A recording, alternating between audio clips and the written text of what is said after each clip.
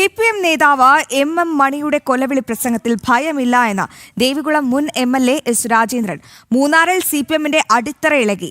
ഞാൻ ആ പാർട്ടിയിൽ ഉണ്ടായിരുന്ന ആളാണെന്നും അവിടെ എന്തൊക്കെ നടക്കുമെന്നും തനിക്ക് കൃത്യമായി അറിയാമെന്നും എസ് രാജേന്ദ്രൻ ജനം ടിവിയോട് പറഞ്ഞു. വാക്കുകൾ കേൾക്കാം.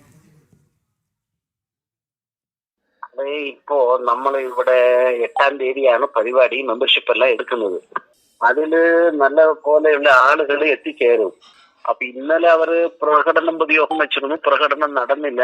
അത് ഒന്ന് കുളവാക്കുക, പരമാവധി പ്രശ്നം ഉണ്ടാക്കുക എന്നുള്ള നിലയിലാണ് അവർ കാണുന്നത്. അത് ഇപ്പൊ നമ്മൾ പ്രതികരണം ആ പരിപാടി പൊളിക്കാൻ നിന്ന് കൊടുക്കരുത് എന്നാണ് എന്നോട് നേതാക്കന്മാർ വിളിച്ചപ്പോഴെല്ലാം ഞാൻ പറഞ്ഞു. BJP നേതാക്കളെല്ലാം വിളിച്ചിരുന്നു. ഇപ്പൊ പ്രതികരണം വേണ്ട പറഞ്ഞിട്ടുണ്ട്. ഞാൻ ആ പാർട്ടിക്കകത്ത് ഇവിടെ ഉണ്ടായിരുന്ന ആളാണ്. എനിക്ക് അതിന്റെ കാര്യങ്ങളെല്ലാം അറിയാലോ. പേടിയൊന്നുമില്ല, പേടിക്കാനുമില്ല. വെറുതെ ഇപ്പൊ എത്രയോ ആളുകൾ പാർട്ടിക്കകത്തുണ്ടല്ലോ, അവർക്ക് സ്ഥാനമാനം കൊടുത്ത് അവരെ കൊണ്ട് പെൻഷൻ വാങ്ങിക്കായിരുന്നല്ലോ. നല്ല കാര്യം. അത് നമ്മളെ എന്തെങ്കിലും ഒക്കെ നമ്മളെ ഒരു വികാരപരിതരാക്കി കൊണ്ട് പ്രശ്നങ്ങൾ വഷളാക്കുക എന്നുള്ള ഉദ്ദേശമേ ഉള്ളൂ.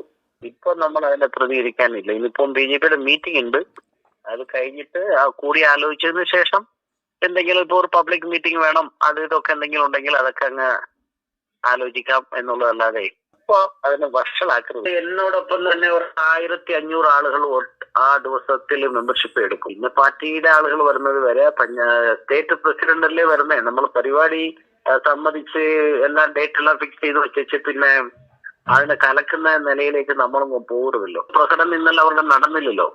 അതെല്ലാം ദേഷ്യമുണ്ടാവും.